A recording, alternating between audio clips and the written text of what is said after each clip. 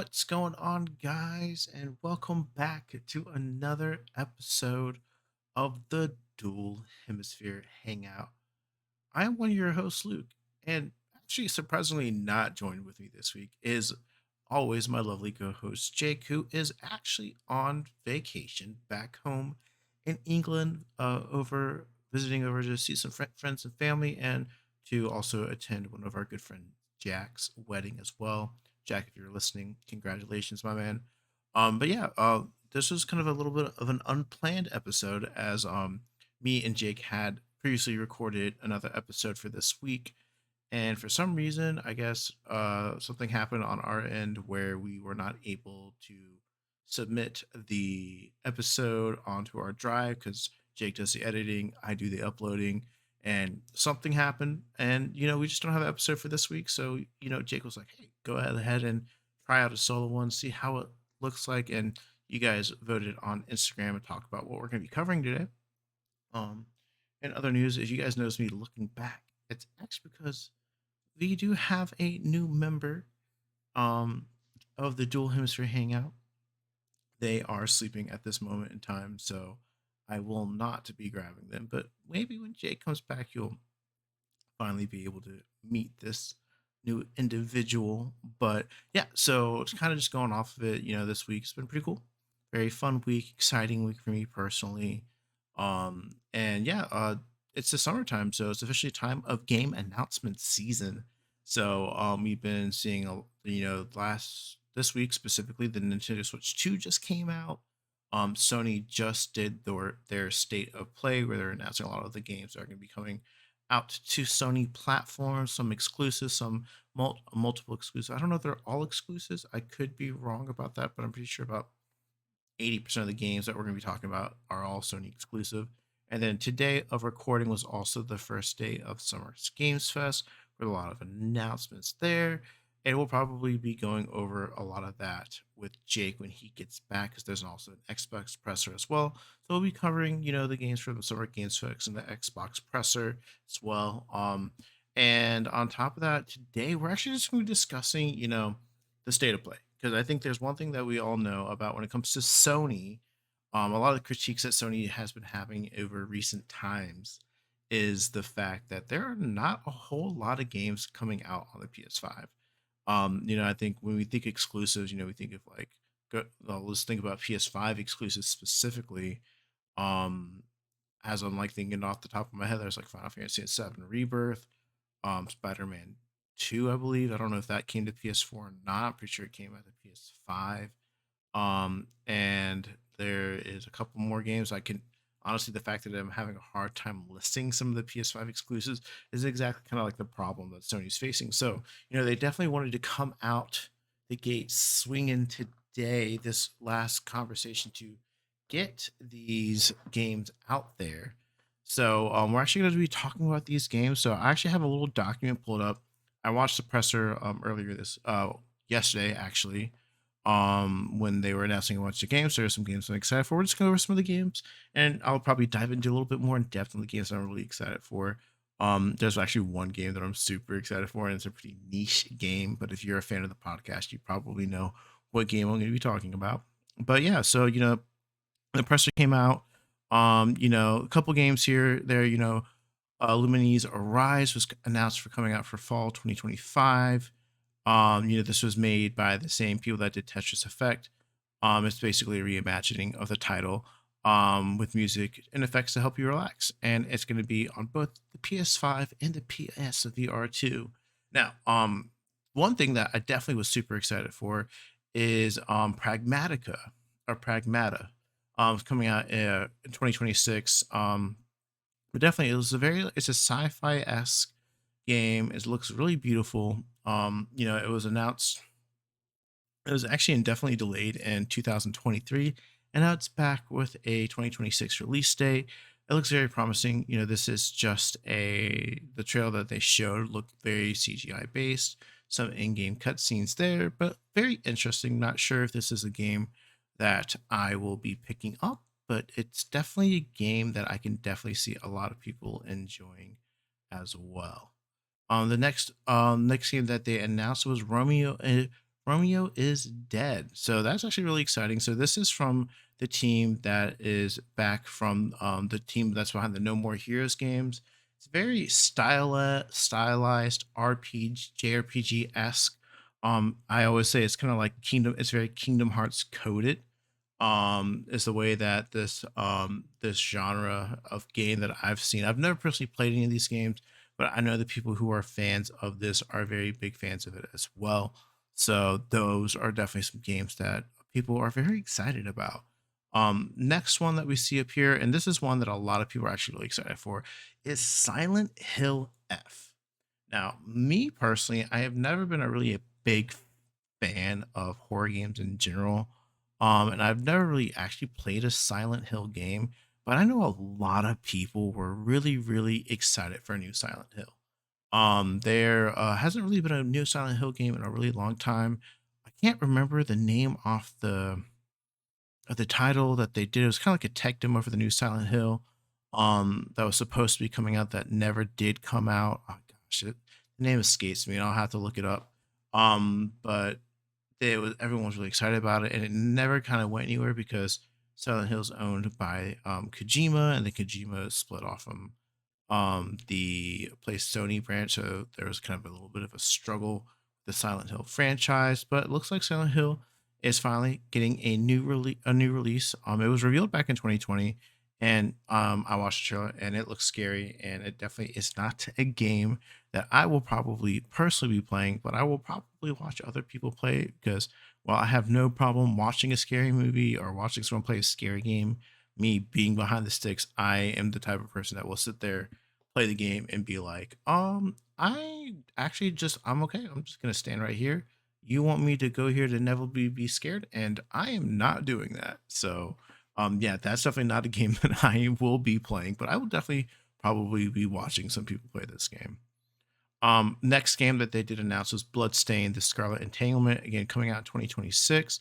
I never really heard of this one before, but it definitely it's a follow up. There apparently was previous game released in back in 2019, called Bloodstained: Ritual of the Night.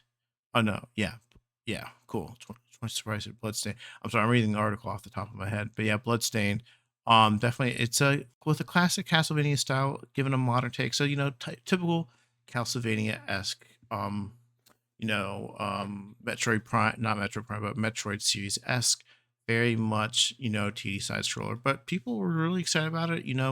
People so surprised that I personally have never heard about it, but I heard a lot of people were actually talking about this game a lot when it did get announced.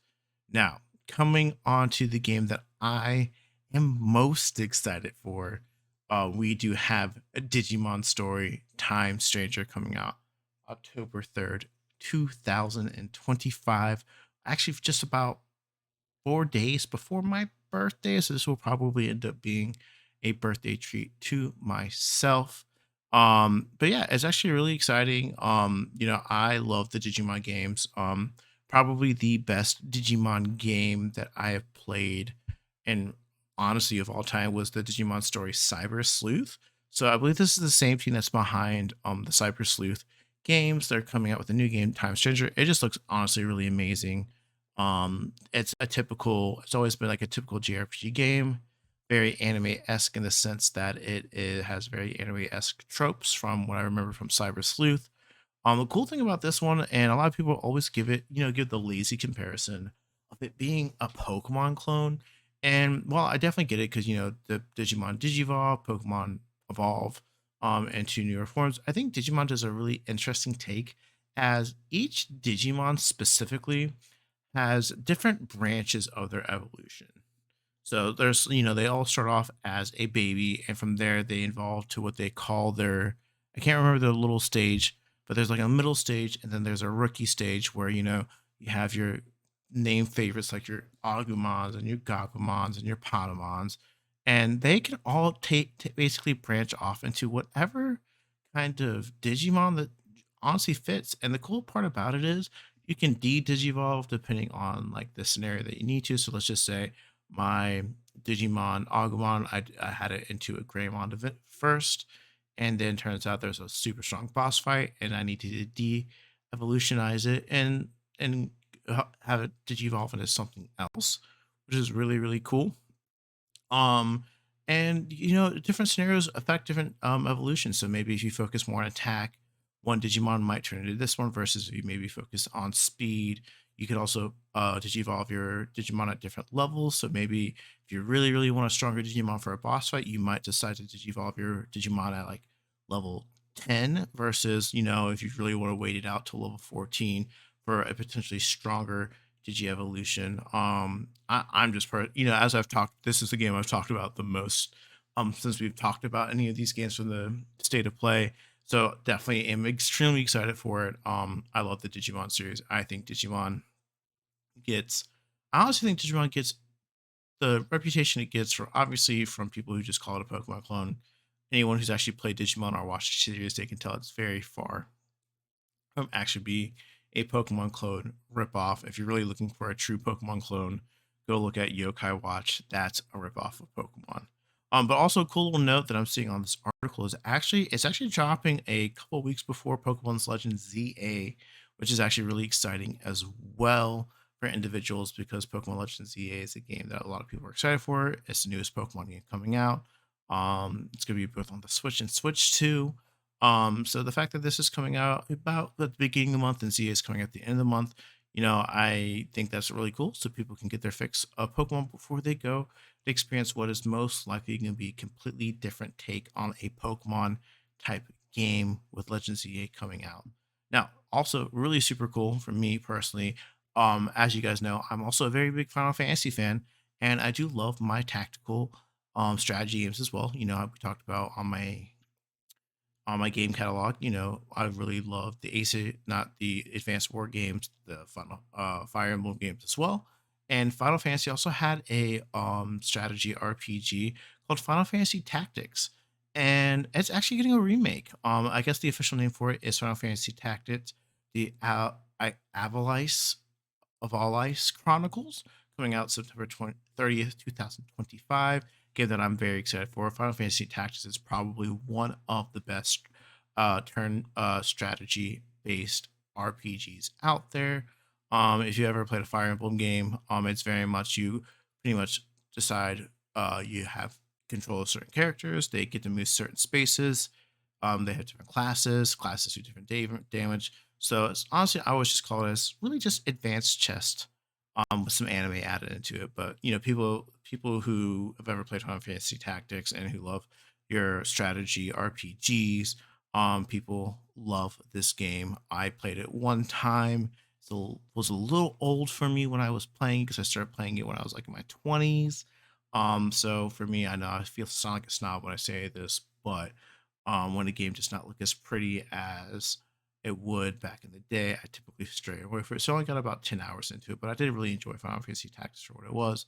And if people say it's just a better Fire Emblem, then I will be here for that. I do love the world of Final Fantasy. The next one we have is I'm looking like at a game called Baby Steps. I actually don't remember seeing this during the presentation myself because I probably had to look away for some reason. But yeah, Baby Steps. It basically is just a from the stroke. It's just in the ever-growing genre of deliberately bad platformers has yet another entry hilariously frustrating streamers uh the world over. So this looks like this is definitely made for streamers. It looks very much like a very crappy platformer. This guy on the image looks like he's walking off a cliff and bouncing off a what looks to be a porta potty. So yeah. Next game on the list that they have announced is a game called Hirogami. Definitely Hirogami is a bit typical from what I saw, a 3D puzzle platformer. The idea, which is cool because it's based off origami, is it's based on the idea of folding into shapes of different animals to become that overcome the obstacles that in your adventure. So you might have to use your origami skills to help take care of a bird. So in order to do that, you need to turn something into something bigger. So something really cool. It looks like really fun. Game again, not my typical type of game, but definitely probably a nice little cheap game, maybe like 29.99. Probably will be on the PS Plus catalog by the end of the year. Super fun part. Everybody's golf Hot Shots is coming also out September 5th, 2025. And basically, it is a golf game where it is hot shots, everybody's golf. It's a less um sports simulation side of the PGA Tour series. Hot Shots Golf is very cartoony, fun. I remember playing them back in the day on the PS2. And this one, you get to get Pac-Man as a playable character if you buy it early. So if you guys really want to get Pac-Man in your golf game, then you guys should probably go ahead and grab this. Now, super fun thing also that was announced was Ninja Gaiden Rage Bound. Basically, it's a action platformer series that has a new entry, and it will say it's Ninja Gaiden. People who love platforming Ninja Gaiden games, it's a platformer, a lot of fun. It's a Ninja Gaiden series. I don't know much about this game, nor have I actually played any of the Ninja Gaidens myself. But people who love this type of game, is going to be very speaking to them. And I know that people who are behind Ninja Gaiden are nothing but class, so they're going to deliver an awesome game that I know a lot of people are going to be excited for, and that is also coming out in a month or so, July 31st, 2025.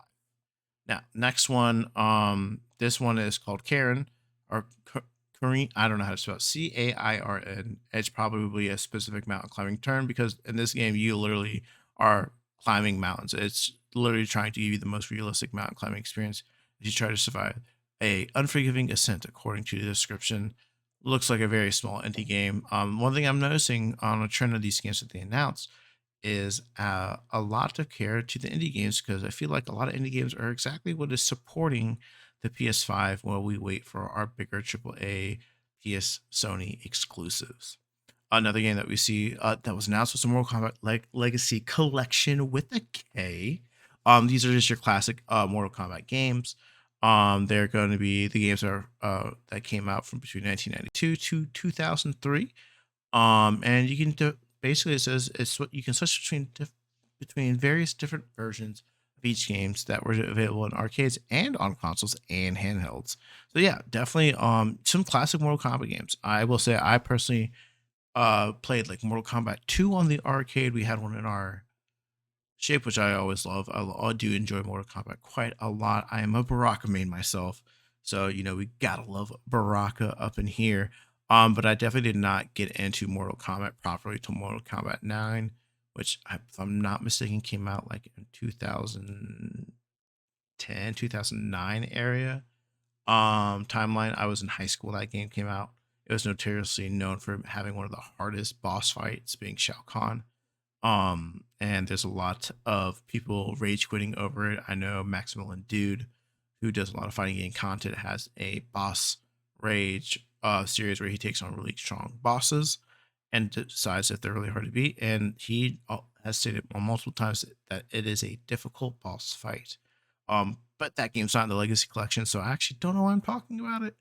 But that being said, that's where I came in from Mortal Kombat. So depending on the price point for this game when it comes out, I actually will probably maybe pick it up, take a look at it. We shall see. Be probably a perfect game for the PlayStation Portable. But as me and Jake say on multiple times, no one will ever use that because that is a shitty idea and it only works if you are connected to Wi-Fi. So it's really not portable. It should be called the PlayStation Portable only in your house and if you have good Wi-Fi. Next one, everyone's really excited for Metal Gear Solid 3 Snake Eater remake. So this is a remake of Metal Gear Solid 3, one of a beloved series. The Metal Gear Solid series is some of the most beloved games ever. These are classic. When you think PlayStation, you think Metal Gear. And so the fact that we are getting a Solid 3 Snake Eater remake coming out at the end of August 28th this year. So we're getting it this year. Again, following the trend of Sony and their remakes. That being said, this is a remake that actually people want and not the fifth remake of The Last of Us Part 2 remastered. So this is actually a good remake. So good job, Sony, giving everyone the game that they want. Me personally, it looks amazing. I never really got into Metal Gear myself. I played Phantom Pain, the fifth one, because it was the newest version of the game.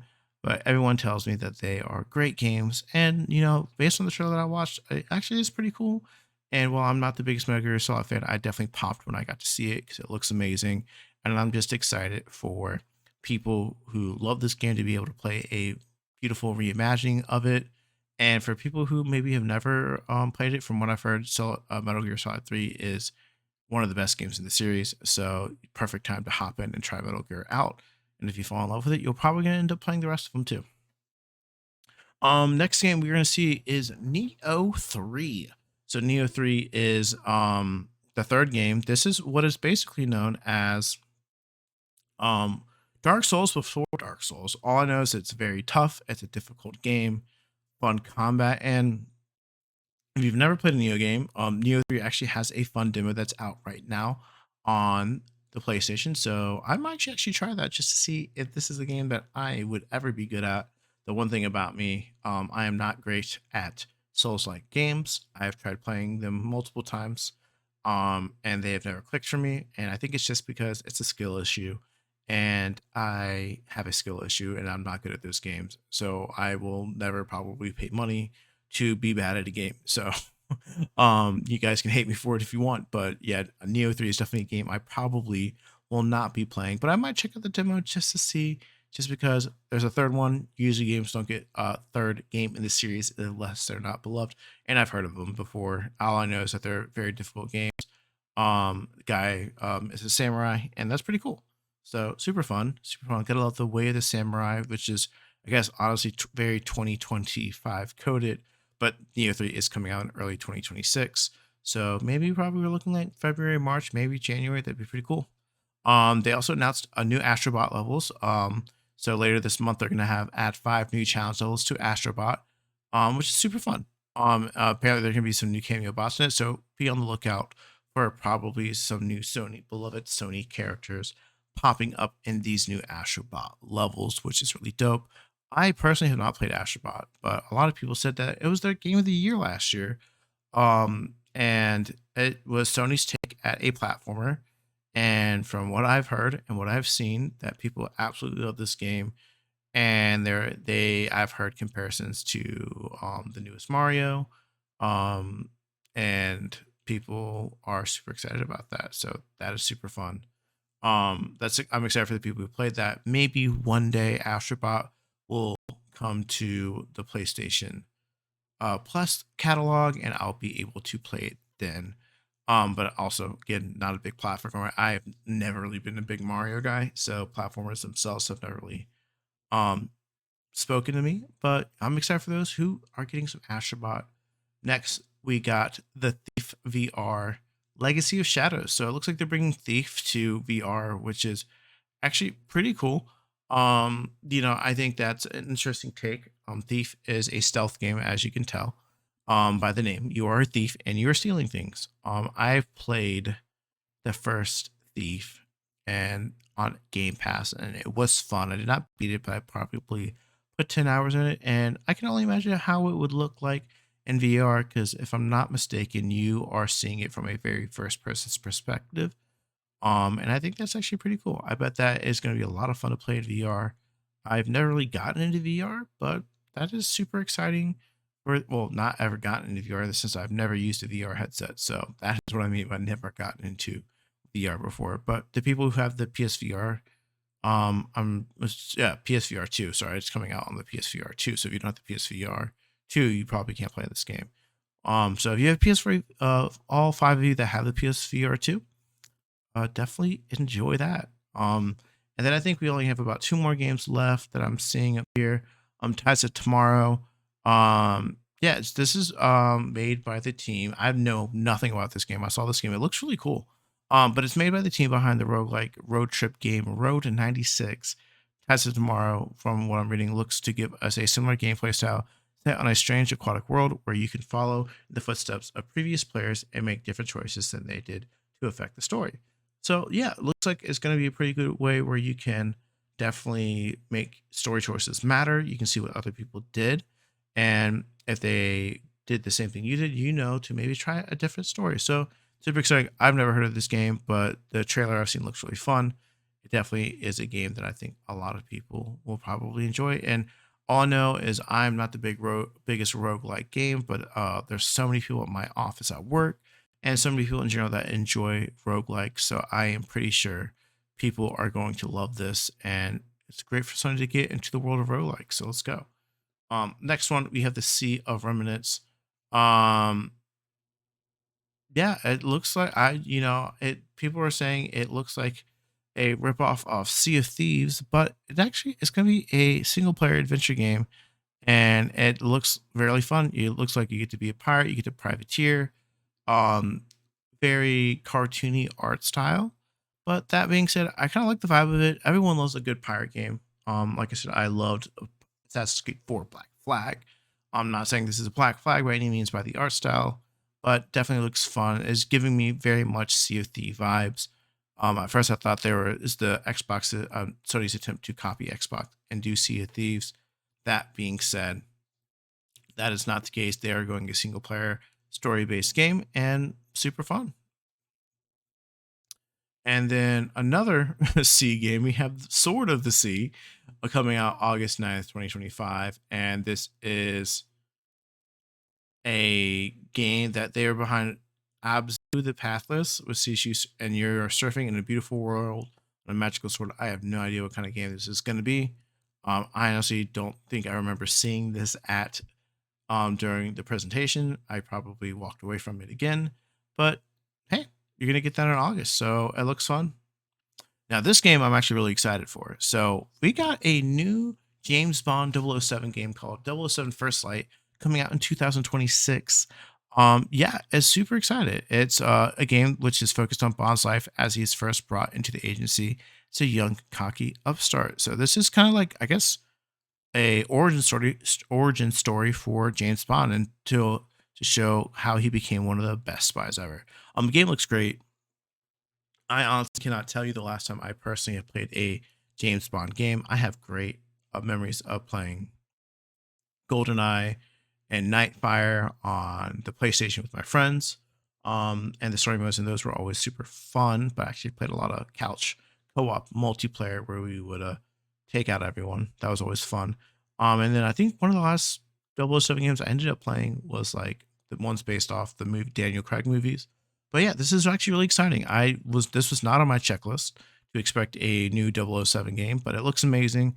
I'm actually personally excited for it, and actually, I just hope this game does not get delayed. And when it comes out, that it's a really good story for James Bond. I'm hoping it just goes the Uncharted route, and where it's good gunplay, not super focused on the gunplay. So anyone who's not maybe great at shooters like moi could actually enjoy this game with good story elements, good voice acting. The game looks great. It's on the PS5. I also believe this is going to be one of those exclusives that might be on PS5 for the first time. But yeah, we're looking like we're getting that in 2026, hopefully sooner rather than later in the year. And then yeah, they basically showed another trailer for Ghost of Yote. Game looks absolutely freaking amazing. But the biggest thing that they announced on this is that they are going to be doing their own state of play for Ghost of Yote, where they're just going to go into about an hour's worth of details on Ghost of Yote, and that's going to be on July 2025. But yeah, people are really excited for it. The trailer that we saw was great. Nothing new added to it. I personally have played Ghost of Tsushima. I've not finished it yet, but everyone who has played it says it's great. I have really enjoyed Assassin's Creed Shadows. So Assassin's Creed Shadows is another great game, very samurai-esque on the playstyle when you're playing as Yasuke. And this game just looks great. So, bravo on Sony for coming out finally with a PS5 exclusive game. And then the last thing on our list, and this is the one I think I've seen the most buzz about, and it's actually coming from a fighting game called Marvel Tokon Fighting Souls. This is a looks like it is probably one of the biggest surprises because no one was expecting this. Because I sure as heck didn't. But yeah, it is a brand new Marvel fighting game that actually isn't made by Capcom, which is actually exciting because everyone knows Marvel versus Capcom is usually typically where they pair up. It's usually Marvel and Capcom. So they are actually not doing anything with Capcom, and they're actually partnering with Arc Systems Work. And they're creating this 4 versus 4 fighting game that sees Japanese inspired takes on various Marvel characters and the new action packed title.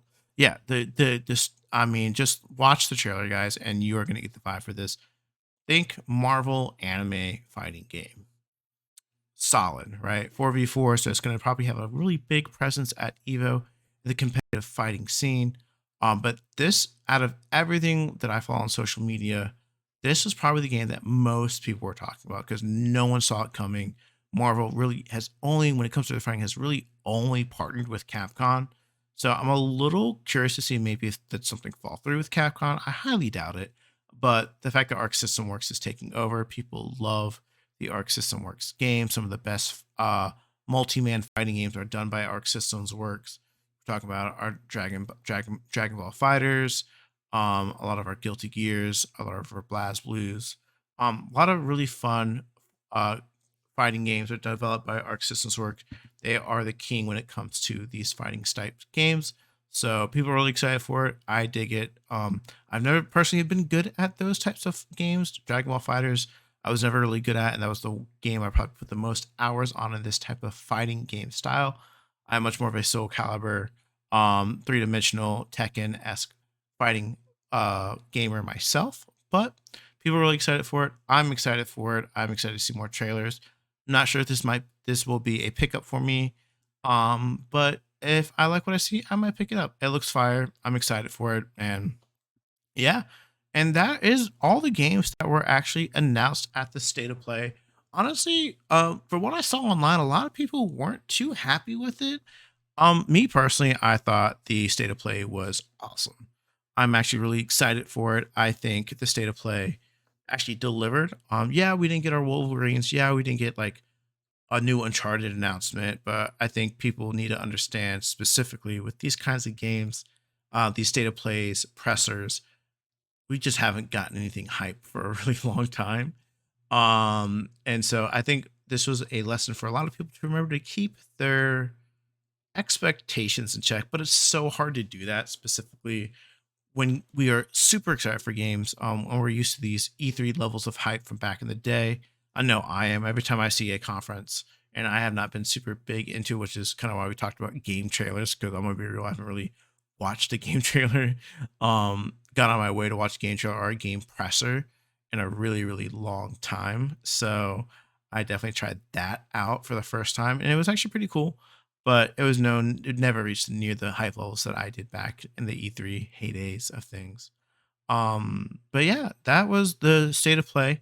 Again, super excited for the Digimon Time Stranger. Very excited for the 007 game as well. And those are two of the big ones that I'm really, really excited for. I'm excited for people to get their hands on a remake of one of the better Metal Gear games. I personally have never played it.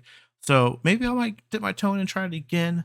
But yeah, that was the state of play, guys. Again, this podcast is gonna be a little bit shorter because I don't have my awesome co-host Jake with it, and this is kind of just a test to see if I could actually talk with you guys by myself in my room.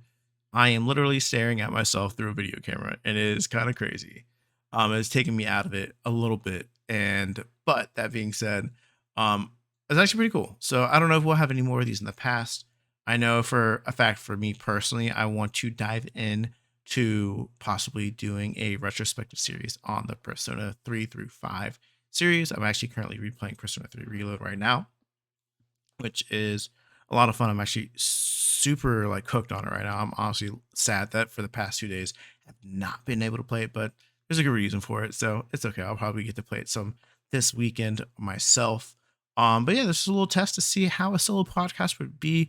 Not going to promise that there will be much solo podcasts, but that being said, should actions like this happen, just know that me or Jake might hop on and do a little podcast by ourselves where we might rant a little bit.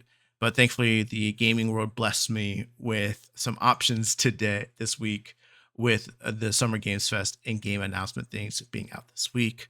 So I had something to talk about that I could actually talk about that I actually enjoyed watching because it was the first time again I got to watch it. So super excited for that.